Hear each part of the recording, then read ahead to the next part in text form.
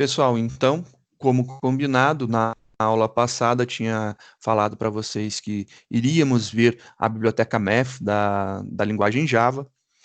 Só para relembrar, ela é muito parecida tem os mesmos métodos, né? Que há muitos métodos parecidos que a biblioteca Math da linguagem C. Então fica bem interessante. Eu preparei uma apostila meia lista de exercícios, né? Ela vai com atividades para ir levando esse conteúdo daí para a gente, e aí tem a explicação. Essa biblioteca Math, ela é bem legal, se você visualizar no Java Doc, né? O Math é uma classe que ela é organizada da seguinte forma: ela tem vários métodos que facilitam a nossa vida, e aí tem as explicações dela, o que ela é, o que ela faz. Ela tem algumas variáveis, né, algumas constantes que podem ser utilizadas. A gente tem o e, que é a base do logaritmo natural. Temos o pi também, para a gente poder trabalhar e usar os valores prontos. Então, esses dois daqui, eles estão escritos em letra maiúscula, já que estão escritos em letra maiúscula, são constantes, né? Então, você tem essas duas constantes que você pode utilizar e eles são estáticos. Então, se são estáticos, eles pertencem à classe. Logo, se eu colocar o nome da classe, ponto, e o nome dessa constante, eu consigo acessar o valor dela. A gente tem vários métodos, né? Tem os ABS, que são do valor absoluto, e aí você tem várias possibilidades de utilização. Tem os arcos cosseno, arco seno, arco tangente, cosseno, seno e tangente também. E aí você tem várias formas de utilização, tem algumas explicações, mas uma coisa legal que eu gostaria de destacar, que os métodos dessa classe, ela é uma classe que, se você for olhar onde ela está, ela fica dentro do Java Lang, então já fica disponível para a gente acessá-la diretamente, a gente não precisa fazer a importação dela. Ela já está disponível e os métodos dela, assim como suas constantes, são estáticas. Se é estático, eu não preciso fazer criação de nada para poder utilizar. Então, como é estático, dá para acessar diretamente. Isso daí facilita bastante a nossa vida. Tá aí a documentação toda, eu acho interessante vocês darem uma olhadinha. Eu fiz uma tradução de alguns métodos que eu acho que são legais para serem utilizados. Não são todos que estão aqui na apostila, porque não é o objetivo ver todos, não tem necessidade, não para a gente, por enquanto, no nosso contexto, mas vamos lá. A gente tem aí uma explicação do que é a classe Math, né? Então, a classe Math, ela tem várias possibilidades matemáticas de utilização para a gente poder trabalhar. Ela tem algumas funções que a gente vai trabalhar no decorrer dessa aula. O primeiro é o ABS. O ABS ele devolve o valor absoluto de um número. O valor absoluto de um número é o número sem o sinal. Quando a gente está passando, por exemplo, um valor 10 positivo, ele me devolve o 10 sem ser positivo e sem ser negativo. É o valor absoluto do número que eu estou utilizando ali, ou da variável. Se você fizer a mesma coisa com um negativo, ele vai trazer o valor absoluto sem o sinal. Então, essa daí é uma coisa bem interessante. Quando a gente começa a ver as possibilidades, né, temos aí quatro possibilidades. Eu posso ver valores absolutos de int, de long, de float e de double. Então, todas essas possibilidades daí eu tenho. Eu posso chamar a biblioteca math, colocar o ponto e depois o método ABS, e entre parênteses eu passo para ele o valor que eu quero, né? Se é um inteiro, se é um longo, um float ou um double, e ele me retorna, respectivamente, um int, um long, um float e um double, para que eu possa que eu possa utilizar, porém, é o valor absoluto, sem ser positivo, sem ser negativo. Tá ali. A nossa resposta é bem interessante. Tem um arquivo de referência. Esse arquivo de referência é o mathabs.java. Acho que é legal a gente dar uma fuçada nele. Então, já está disponível para vocês dentro do nosso material de aula, lá nas listas nos arquivos de aula, arquivos fonte, math, e aí tem o que a gente vai acessar. Então, LP arquivos fonte, a gente tem agora um math, e esse math aí a gente está utilizando qual que é o ABS, né? Então temos o math ABS. Está aqui uma exemplificação de uso do math, né?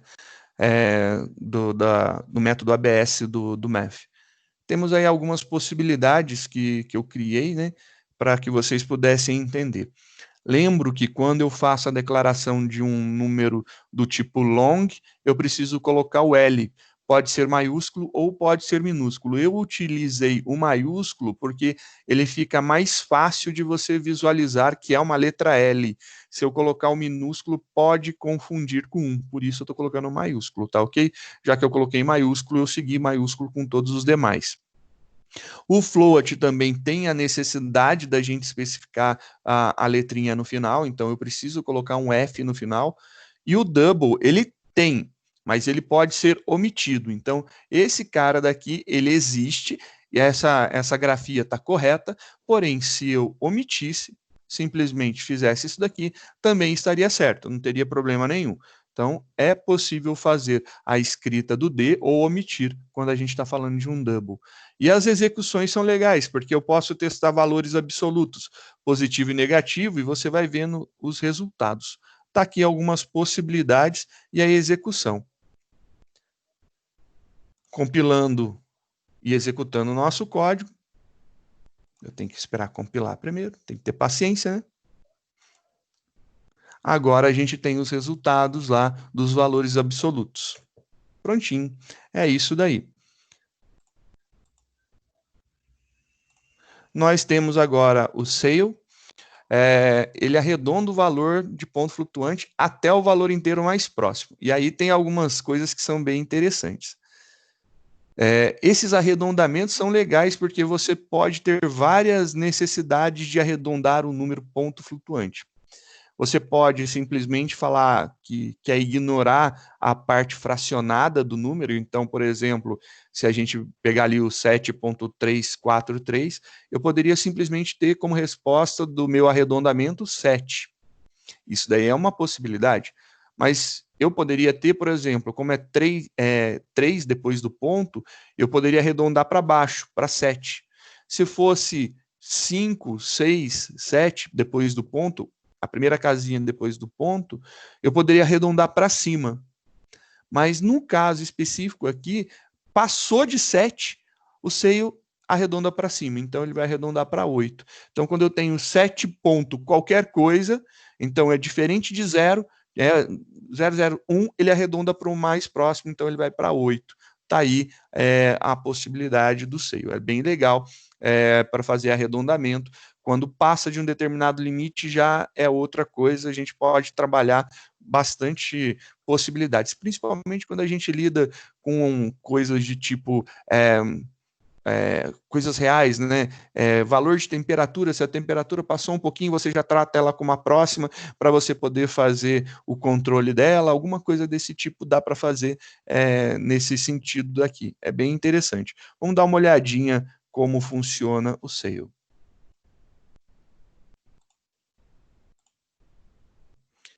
Então, eu tenho aqui algumas possibilidades de arredondamento, né? Mostrando para vocês os números possíveis. Se for 7.3 alguma coisa, ele arredonda para cima, 8. 7.5, 8. 7.7, 8. Então, peguei as três faixas de valores depois do ponto, né? Para a gente ver o 3, o 5 e o 7, para ver se ele arredondaria para cima ou para baixo, o que ele faria aí, né? Então, com essa possibilidade daqui, passou. Então, 7.0 é 7, 7.1 é 8. Ele vai para cima. É essa possibilidade da utilização do Sail. Temos depois o Floor. O Floor também é bem legal, que ele arredonda o ponto flutuante para o inteiro mais próximo, que não seja maior que o número. Então, ele é exatamente o contrário do anterior. Ele vai arredondar para baixo, o outro vai arredondar para cima. Se eu tenho 7 ponto alguma coisa, ele vai arredondar para 7. 7.1, 2, 3, 4, 5, 6, 7, 8, 9, ele arredonda para 7. Então, vamos dar uma olhada nesse cara aqui funcionando.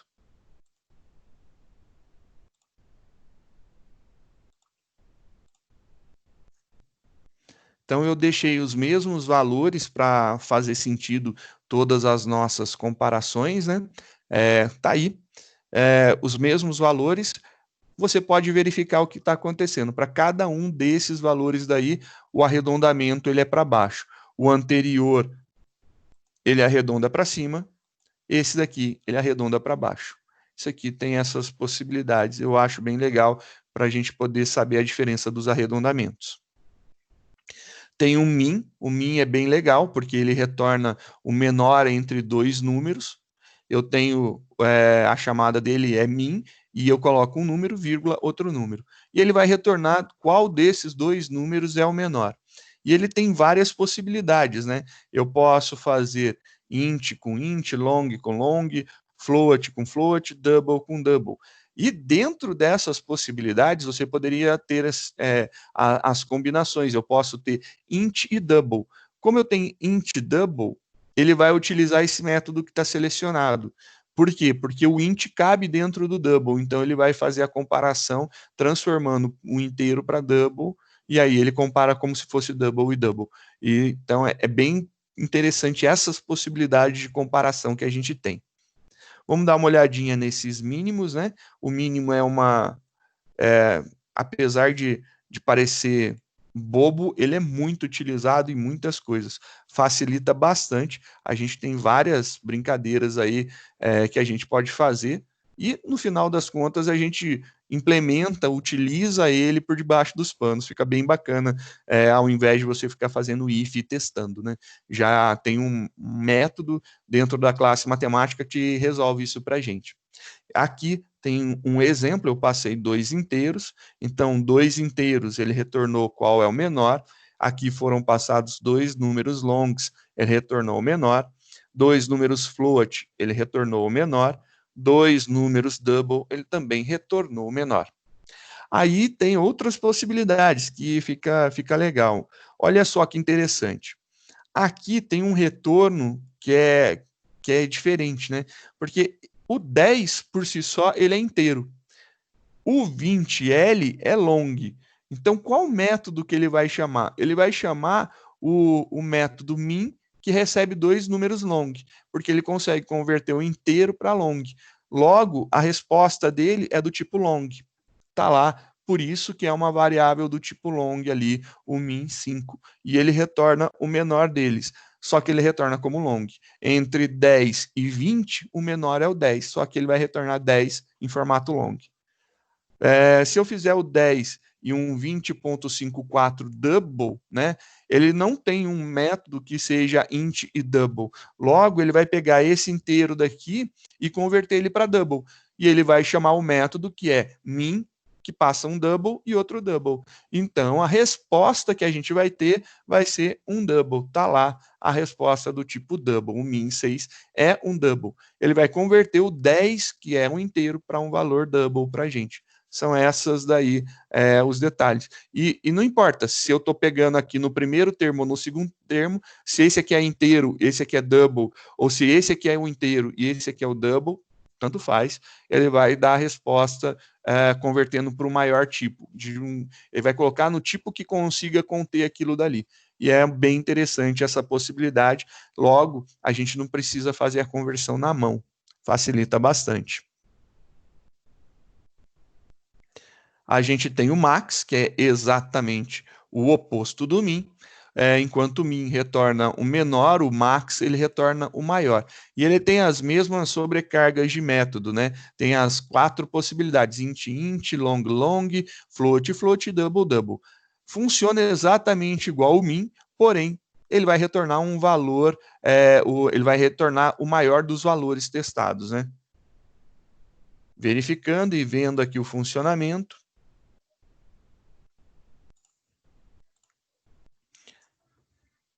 Olha lá que legal, nós temos as mesmas formas, né? Eu coloquei os mesmos valores mais uma vez, só para a gente visualizar o que está acontecendo. Aqui, ó, inteiro, inteiro, ele retornou o maior, também long, long, retornou o maior. Float, float também retornou o maior, e double ele consegue também retornar o maior.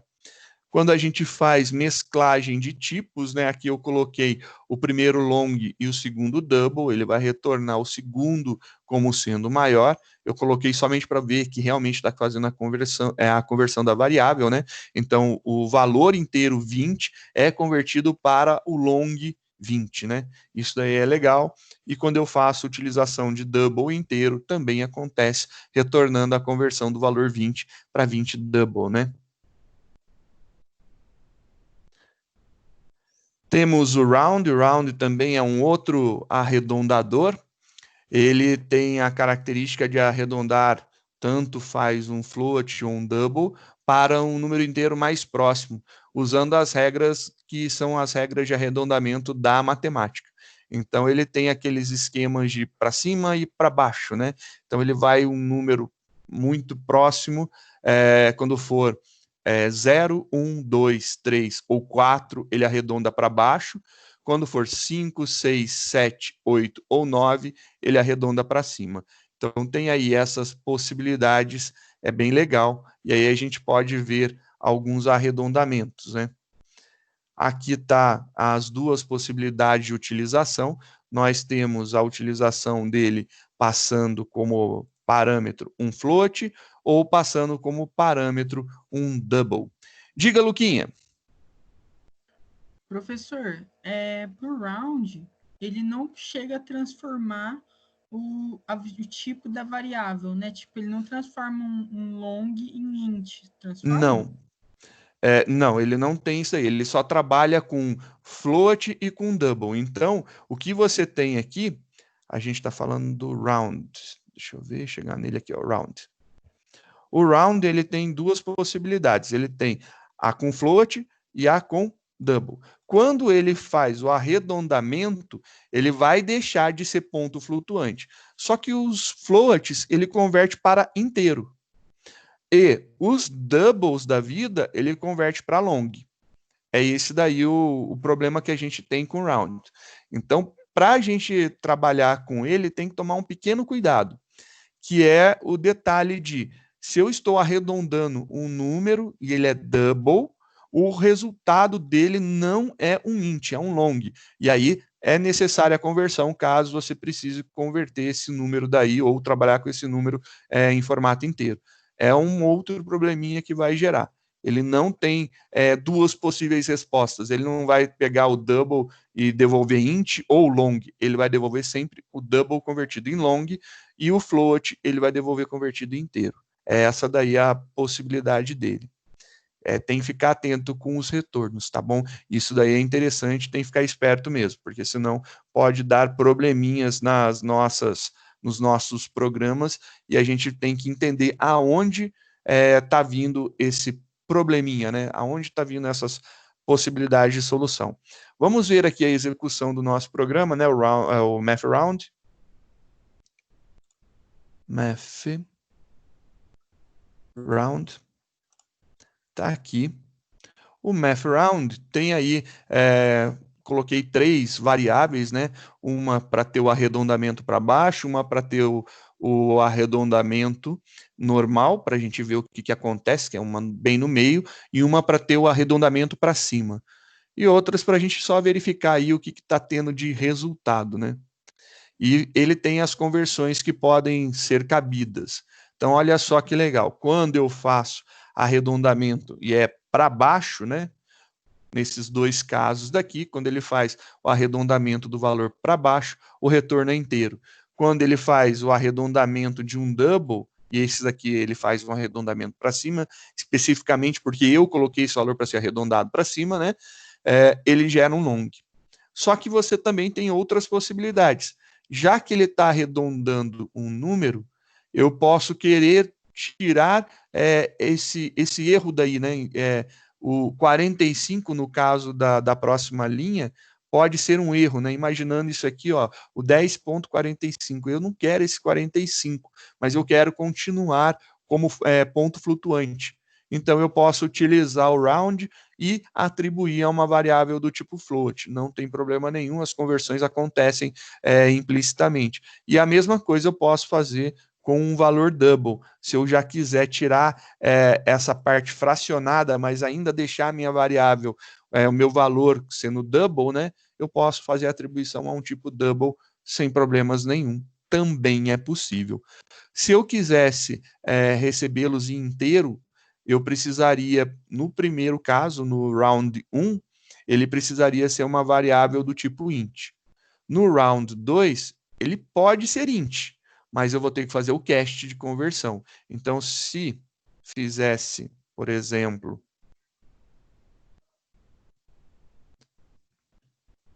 só para a gente ver, se fosse aqui, por exemplo, um round 3 e eu quisesse como resposta um int, o que eu precisaria fazer? Esse cara daqui iria me retornar, esse round daqui iria me retornar um valor long. Então eu preciso converter esse valor long para inteiro. Fazendo um cast também é totalmente possível.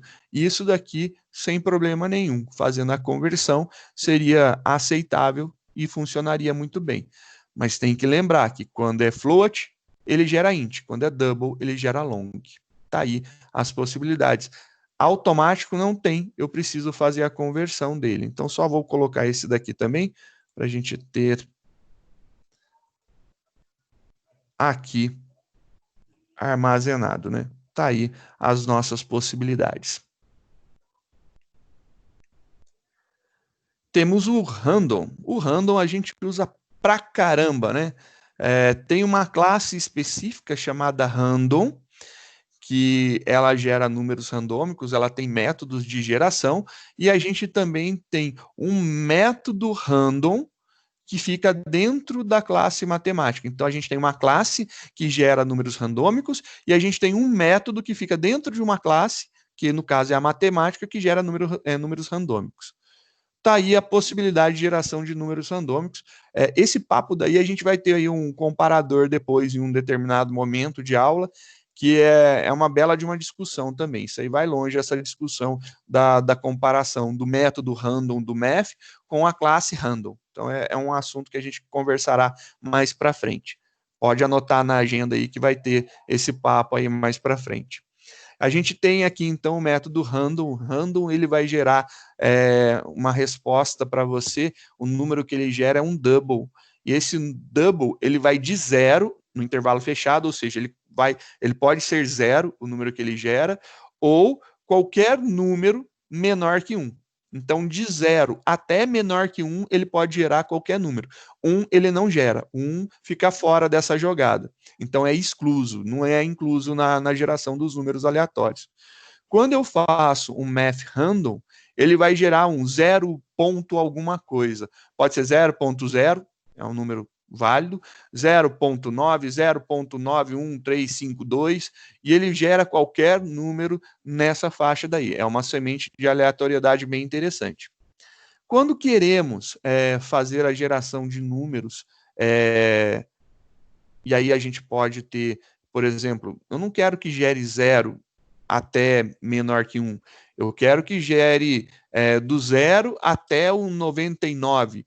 Eu multiplico ele pela quantidade de números que eu quero. De 0 a 99, eu tenho quantos números? Eu tenho 100 números, então eu multiplico por 100.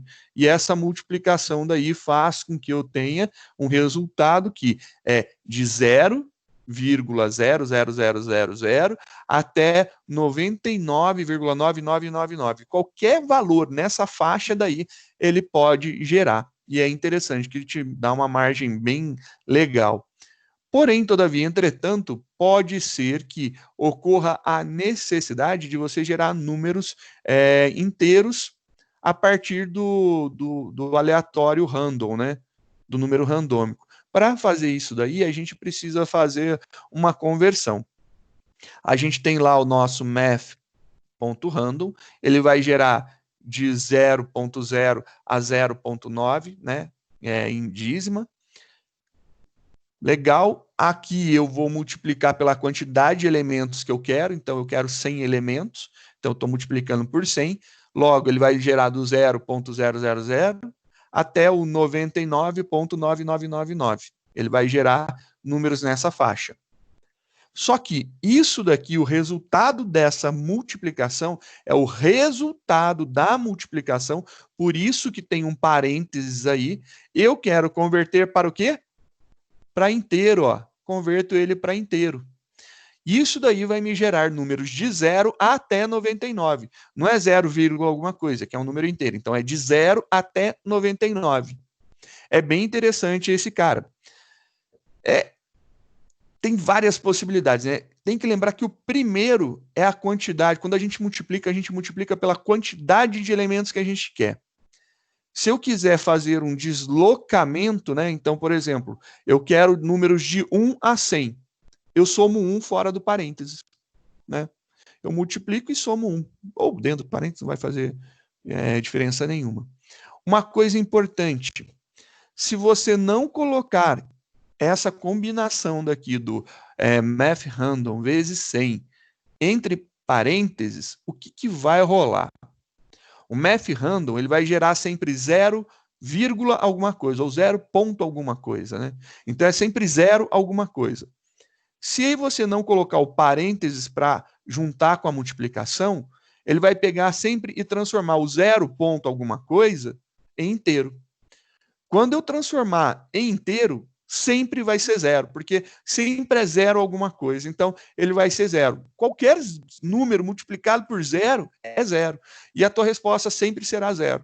Ele sempre vai gerar 0 como resposta. Então, o parênteses aqui é extremamente importante. Essa colocação do random vezes o número entre parênteses é extremamente importante. Se eu não fizer isso daí, ele sempre vai gerar a resposta 0 para a gente. E aí ele sempre vai gerar o mesmo número. Vamos ver aqui nossa utilização, né?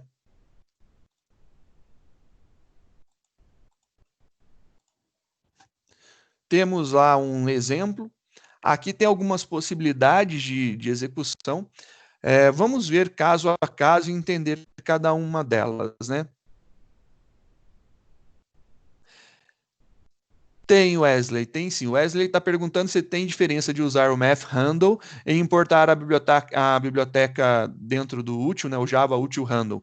Tem algumas diferenças sim. Tem um artigo que eu peguei, que é bem legal, que ele explica direitinho qual que é a diferença. E mais para frente a gente conversa sobre o porquê de utilizar um e o porquê de utilizar outro. Tem algumas diferencinhas, são pequenas, mas fica a gosto do freguês utilização de cada uma delas. E aí depois a gente conversa mais para frente. No momento eu não vou explicar o Java útil random, porque como é uma classe que eu preciso criar um objeto para poder utilizar, e nosso objetivo ainda não é orientação objeto, eu vou pular por enquanto. Mais para frente eu faço uma referência quando a gente estiver utilizando ele mais intensamente, mais ou menos antes da gente começar a utilizar, porque preencher valores aleatórios num array é muito mais prático para a gente do que ficar digitando. Então, a gente verá essa classe também, o handle, e a gente conversa sobre ela, e aí fica a gosto do freguês decidir qual a melhor ser utilizada aí no seu caso, tá bom? É isso daí. Retomando, a gente tem ali na primeira linha, né, o handle 1, que ele está lá com um math handle. Esse cara ele vai gerar valores que vão ser maiores, iguais a 0 e menores que 1. E ele retorna em double esse valor daí. Se eu multiplicar por 100, ele vai continuar gerando do 0, porém, ele vai até menor que 100, ou seja, 99,99999, né? E aí entra na dízima.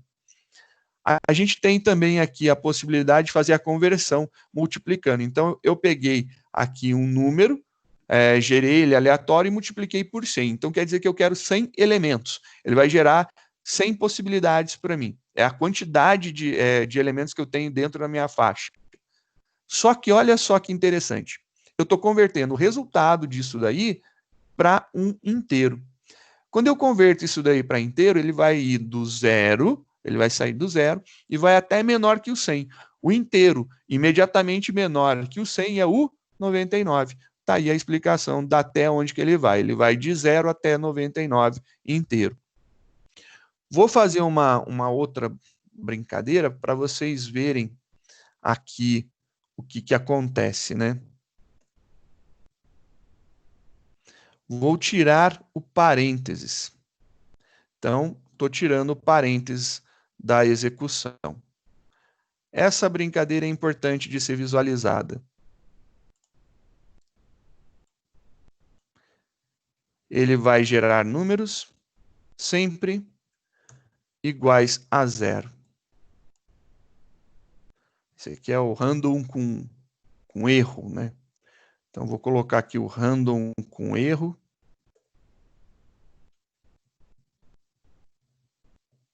Está aqui o nosso random com erro. Porque o que acontece? Ele vai converter isso daqui para inteiro. E ele não chega no 1, é sempre 0 alguma coisa. Ele vai ignorar a parte fracionada, vai sempre pegar 0. 0 multiplicado por qualquer coisa sempre vai ser 0. Fica aí a dor de cabeça. Aldinho está perguntando se não há necessidade de fazer a importação da classe Math, né? Não tem necessidade de importar a classe Math. O random do Math é um método, então você não importa ele. Se você for importar, você pode java lang.math, e aí você vai ter acesso direto aos métodos do random. Porém, não há nenhuma necessidade de importação. Você pode utilizar, porque o math fica dentro do Java Lang, que é onde roda, né, a nossa aplicação. Já que está dentro do Java Lang, a gente tem o mesmo acesso, logo não há necessidade de fazer importação, eu posso chamar direto essa classe e utilizar. Como os métodos declarados, criados dentro da classe matemática, são métodos estáticos, eu posso colocar o nome da classe, ponto, o nome do método, e vai funcionar para a gente sem problema nenhum. Da mesma forma que a gente utilizava na linguagem C, né? A gente coloca lá math.random também e funciona igualzinho. É o mesmo esquema. Não há necessidade de importação. Se quiser importar, também está tranquilo, sossegado. Aqui temos, então, o nosso primeiro erro, né? Pode ser interessante para você querer gerar dessa forma. Sinceramente, eu não penso num sentido óbvio, lógico para a utilização. Mas é legal, tá aí, é uma possibilidade. Se você quiser gerar dessa forma, sempre você irá gerar números zeros. E temos agora aqui o 4, a gente já tinha falado do RAND 3, né? Então, agora o 4, o que acontece? A gente gerou um número e converteu ele para inteiro. E depois a gente fez um offset, um deslocamento, né? Então, se era para ele começar no 0, eu somei 1. Então, o menor resultado é 0, eu somo 1 a ele. Então, o menor resultado é 1. O maior resultado, ele era 100, e eu vou somar mais 1, fica 101. Só que é antes do 101, ou seja, o 100. Está aí essa possibilidade com 1. Se a gente fizer, por exemplo, eu quero agora gerar os números de 18 a 30. De 18 a 30 são quantos números, né? Se você pegar o 30 e subtrair 18, você vai descobrir que dá 12. Porém, eu tenho que somar mais um para ter incluso o próprio 18, né? Então, eu somo mais um, eu tenho 13 números que eu quero gerar. Se é um intervalo fechado de 18 a 30, se você contar na mão, olha lá, 18, 19, 20, 21, 22, 23, 24, 25, 26, 27, 28, 29, 30. São 13 números. Então, eu tenho aqui a geração de 13 números. Eu estou gerando aqui 13 números aleatórios, uma faixa de 13 valores. E aí eu quero saber o seguinte, eu quero saber como que eu vou chegar no 18. Eu desloco, porque se sair 0, eu quero que seja 18, logo eu somo com 18. Ficou aqui a brincadeira, mais 18, e resolve bastante a nossa vida. Fica interessante nesse ponto. É bem legal, porque o primeiro, que é o multiplicado, é a quantidade. O segundo é o deslocamento que eu quero. Você vê a quantidade de termos subtraindo e somando 1, então pega o maior, subtrai o menor, soma 1, você vai ter a quantidade de termos, isso daqui vai gerar esse número daqui, o 13, e aí depois a gente vê qual que é o primeiro. O primeiro é 18, então ele começa aqui, no 18, que é o nosso deslocamento. É legal guardar essa informação, viu? Porque a gente vai usar muito isso daí lá para frente. Quero números na faixa de tanto a tanto. Então, quero gerar números aleatórios na faixa de 5 a 72. Então, eu subtraio 72 menos 5, somo 1, coloco aqui no lugar do 13 o resultado. E aí eu pego o menor número e coloco aqui, e aí ele já vai gerar para mim todos os números que eu preciso. Essa execução é bem interessante, então se você der uma visualizada aqui comigo, ó lá, ele sempre gera o bendito do número 0 quando eu não coloco parênteses na multiplicação. Essa daí é uma possibilidade estranha, mas acontece, tem que ficar esperto. Grande maioria dos erros que eu vejo quando é utilizado geração aleatória é esquecer de colocar o parênteses. Se estiver utilizando a classe math, é óbvio, né? Continuando as nossas possibilidades, nós temos algumas funções exponenciais e logarítmicas. Tem aí várias, né? A gente tem o ESP, que ele vai retornar para a gente o número E, né? O número de Euler. E é bem legal que ele vai fazer aqui o retorno do número de Euler de acordo com o que a gente passar de parâmetro. A gente tem algumas possibilidades. Eu vou dar uma passada rápida nesses caras, está lá os arquivos de referência, eu acho que não tem necessidade porque eles são pouco utilizados, né? A gente tem um mathlog, e aí ele retorna o logaritmo de um determinado número. Tem que tomar cuidado, que eu já vi, e assim, não é maldade, não é sacanagem, é distração de vez em quando, a gente não percebe. Alguém me perguntou em uma aula, alguns semestres atrás, se o math.log, ele gerava o log do programa. Não é isso que ele gera, tá bom? Ele não gera log de programa nenhum. Ele é o logaritmo. Tem que tomar cuidado que não tem nada a ver com fazer verbose, né? Externar para o terminal o conteúdo do teu programa ou o que está acontecendo. É logaritmo, só para lembrá-los. E aí, por exemplo, você tem algumas possibilidades de fazer utilização do log, tá aí as execuções. Esse daqui eu acho interessante, que é o que a gente usa muito. Tem uma confusão muito grande que em algumas linguagens, quando eu quero fazer um número elevado a outro, você utiliza o chapeuzinho, né? O chapeuzinho, quando você utiliza no Java ou na linguagem C, ele é o operador de desigualdade. Ele é o ou exclusivo, ou XOR, né? O XOR ou o ou exclusivo, ou XOR, ou XOR, né? O show. Tem que tomar cuidado, porque dá diferença. Ele é um operador que vai verificar se dois números são diferentes.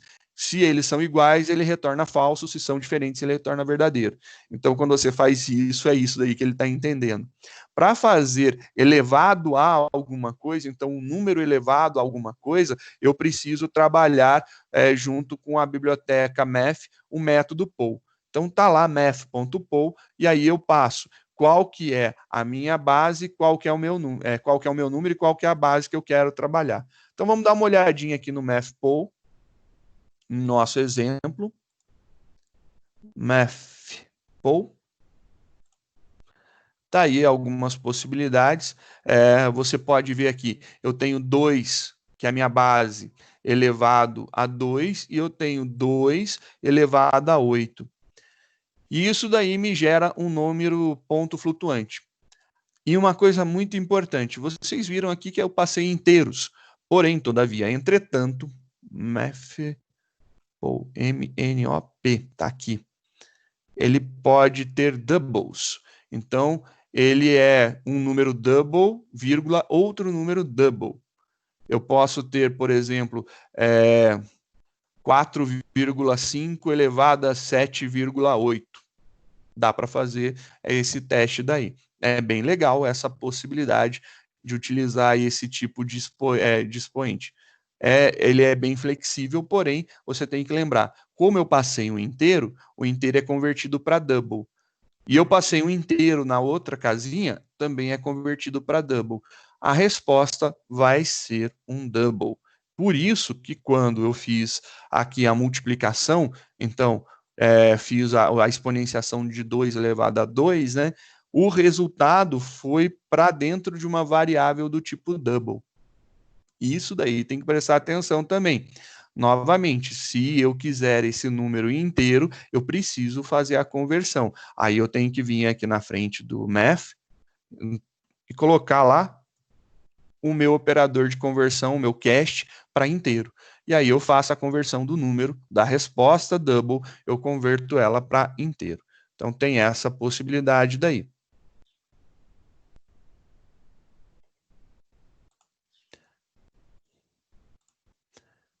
A gente tem o SQRT. O SQRT é o square root, né? Então é a raiz quadrada. Ele calcula a raiz quadrada. Ele é exatamente a função oposta do POL, que é de nosso interesse também. A gente usa bastante nos nossos exercícios, né? Tanto o elevar ao quadrado como tirar a raiz de um número, a gente sempre utiliza e utiliza bem. Temos aí, então, ele é o raiz quadrada, já que é raiz quadrada, você vai ter sempre lá, é a raiz quadrada de 4. A raiz quadrada de 4, 2 vezes 2 dá 4, então a raiz quadrada de 4 é 2. Se eu pegar 3 vezes 3, estou multiplicando 2 vezes, dá 9, então a raiz quadrada de 9 é 3. E ele mostra aí para a gente esses resultados. Uma coisa importante, se você quiser trabalhar, né, com alguma coisa diferente, você vai utilizar o POL, tá bom? Então, por exemplo, eu não quero raiz quadrada, eu quero raiz cúbica. Então, se é raiz cúbica, você vai utilizar o POL e no expoente você vai passar o 1/3, 1 dividido por 3. Que aí você vai ter a operação inversa. Quando você eleva a uma fração, na verdade, você está tirando a raiz. Fica aí a dica da utilização. Funções matemáticas, nós temos lá o nosso π, ele vai retornar o valor de π. Então, quando precisar um 3,14 aí, ele vai ter o 3,14 dele com todas as casas lá que ele pode, é bem grande. Temos lá as funções de seno, função de cosseno, função de tangente, de arco seno, arco cosseno e arco tangente. Aí a gente tem o seno hiperbólico, o cosseno hiperbólico e a tangente hiperbólica. A gente também tem a conversão de um ângulo em radianos para graus e a gente tem a conversão de ângulo em graus para radianos. Então tem as duas possibilidades também para serem utilizadas. Eu acho que esse daqui é um resumão bem legal. Não vou ficar me estendendo, mostrando cada uma das possibilidades. Eu acho que para a gente, os que são mais interessantes dentro da matemática, o mais de todos que a gente sempre vai utilizar, que vale muito a pena você entender, é o random. Então, o random, o que gera número aleatório, é muito importante. A gente tem depois o min e o max, que é para verificar o maior e o menor de dois números. Então, o min e o max são também bem legais. A gente tem o POL, a gente tem o SQRT. E a gente tem o PIC de vez em quando, em alguma forma, algum exercício pode requerer, mas normalmente a gente não faz uso dele, a gente declara 3,14 para ter um arredondamento aí, né, para ficar em duas casas, também funciona, mas se quiser utilizar o pi, tem dentro da classe matemática essa constante daí que você pode utilizar. Além disso, a gente também tem os arredondadores, né? A gente viu que existe vários arredondadores. A gente viu que temos lá o sail e o floor, então um arredonda para cima e o outro arredonda para baixo. A gente tem o round, que também é um arredondador bem interessante, que dá para utilizar. Tem algumas outras possibilidades de utilização. Vocês podem ver que tem um monte, mas um monte de possibilidades. Então, é bem grande a quantidade de funções dentro da matemática. E a gente não explorou todas, não é o objetivo dessa aula. O objetivo é utilizar as que poderiam ser, explicar rapidamente as que poderiam ser mais utilizadas dentro do nosso escopo, né? Dentro do que a gente tem em aula, muito provavelmente as que a gente viu são as que mais podemos utilizar. tem outras funções que eu acho que seriam legais aqui de serem estudadas e vistas. Tá aí algumas possibilidades. Fica a gosto do freguês dar uma pesquisada. Normalmente, a gente vai pesquisar quando a gente necessitar. Isso daí faz parte da nossa vida. Se você já souber de antemão alguma coisa, você leu, você deu uma fuçada, então já fica mais fácil de você procurar a resposta para o que você está querendo. Isso daqui eu acho muito importante, dar sempre uma consultada nas bibliotecas, dar uma olhada no que ela te oferece, para que você possa trabalhar em cima disso daqui com mais facilidade. Tá aí uma gama gigantesca, mas gigantesca de métodos que a gente pode ter para trabalhar aí na classe matemática, e eu passei para vocês um pequeno resumo. Vocês viram que é um resumo mesmo, deve ter mais o dobro dessas funções para a gente trabalhar. É isso daí.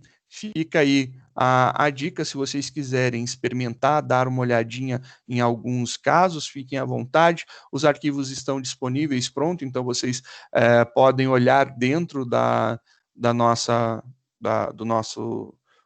pastinha lá do Dropbox, lá em LP, dentro arquivos fonte matemática. Tá lá o Math, né? Tem todos esses caras lá separadinhos para que vocês possam utilizar. São todos esses arquivos aí que eu acho que é interessante que vocês visualizem, testem, para que não tenha problema de usos para frente.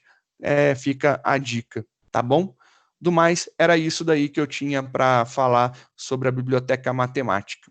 Vou parar essa daqui, e aí a gente continua depois.